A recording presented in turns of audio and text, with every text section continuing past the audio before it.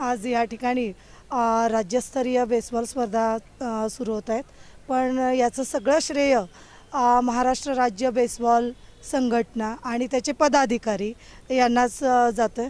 त्याचबरोबर इथं आयोजित केले जाणारे फिनिक्स स्पोर्ट्स क्लब आणि सांगली जिल्हा बेसबॉल संघटना यांच्या वतीने ह्या स्पर्धा घेतल्या जात आहेत।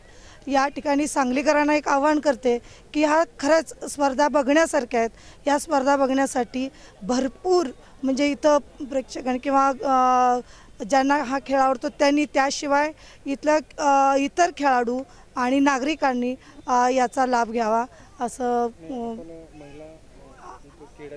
हां हां इथं सुरुवातीला खरं बघायला गेलं तर ॲथलेटिक्सवरती जास्त जोर होता, पण बेसबॉल हा खेळ खरं राजू कदम सरांचं खरं आभार मानायला पाहिजे, कारण हा खेळ त्यांनी वाढवलेला आहे।